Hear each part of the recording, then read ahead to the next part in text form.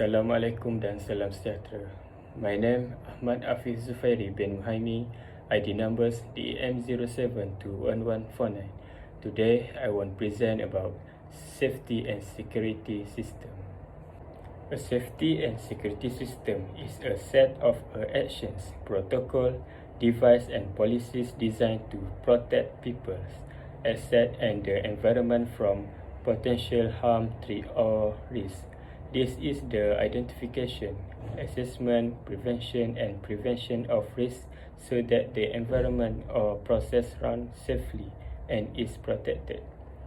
Most safety and security systems emphasize certain hazards more than others.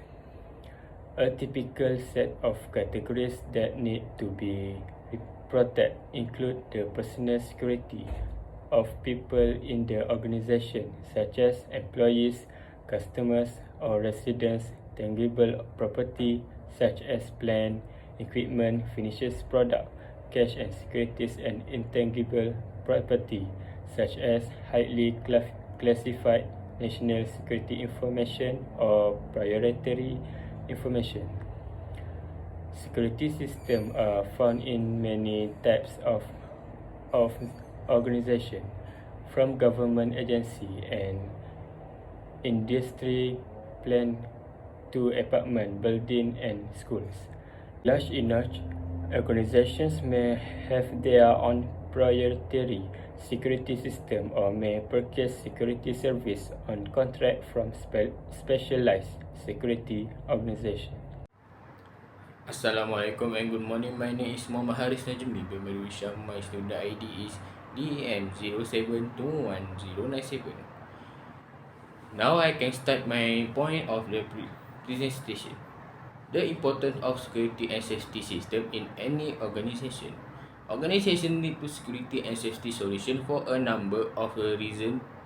Protection of assets that act in preventive vandalism and destruction to technical asset like machine, building and merchandise. Employee safety protects. Employee safety is a primary protective security solution, can reduce potential workplace danger and stop unauthorized entry. Security measure protect against cyber attack and data breach, safeguarding an organization good name a legal status. Complete the legal standard for security and safety is many business put in place, employ process guarantee address to this requirement, prevent to penalty and legal the repression. Thank you. Hai, Assalamualaikum dan salam sejahtera. Saya Muhammad Zafirami di M1119. Alright, today I will present introduction part of slated of topic. So my topic is environment pollution.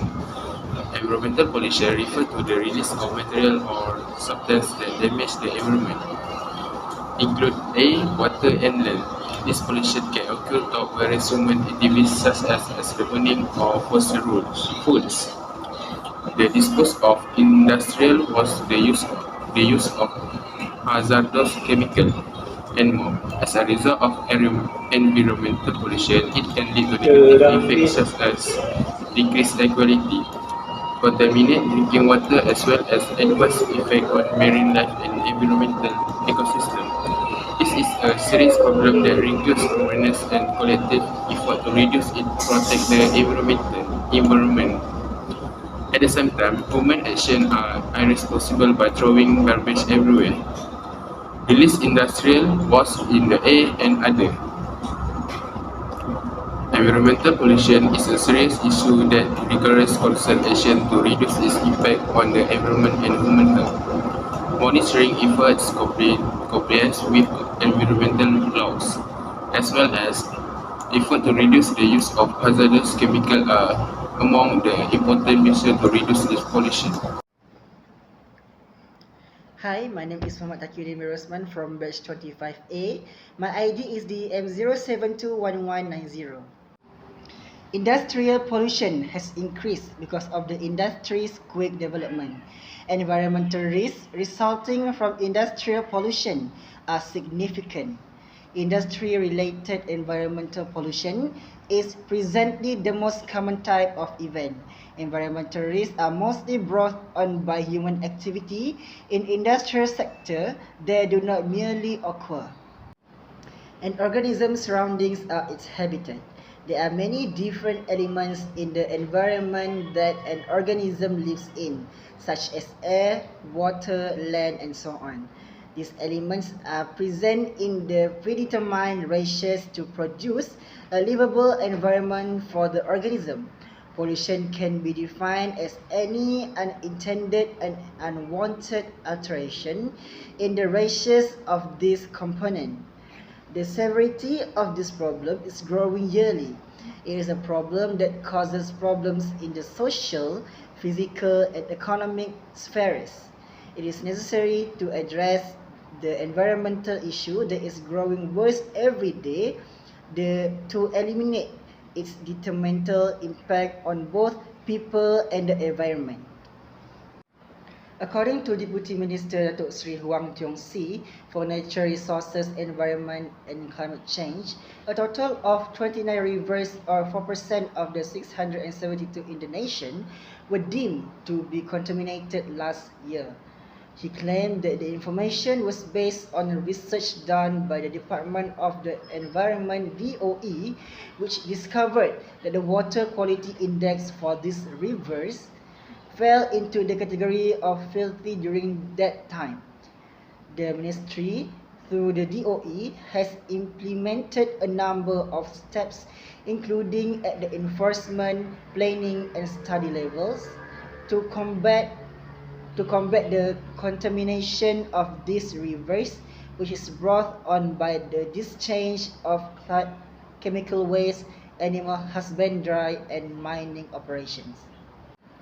Among the measures implemented are enhancing enforcement for the causes of pollution subject to the Environmental Quality Act 1974 Act 127, ensuring development projects are based on an Environmental Impact Assessment EIA, identifying the location of the complaint and integrated operation with enforcement agencies, he said.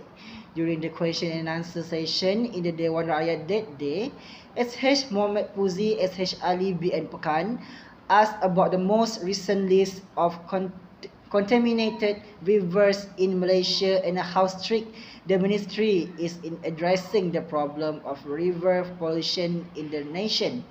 He responded by saying that Huang added that there are 1,353 manual monitoring stations and 30 automatic monitoring stations for river water, and that DOE would regularly monitor water quality through the Environmental Quality Monitoring Program. The ministry will also increase the use of river water quality monitoring data and information to plan and organize enforcement strategies to ensure that this issue can be dealt with effectively and the ecological system balance can be maintained. According to him, the ministry is also researching how to use the Total Maximum Daily Load (TMDL) strategy to prevent river pollution. Hello and hi, my name is Nazul Faiz Muhammad Rasul. I from 35A, my ID number DM072195.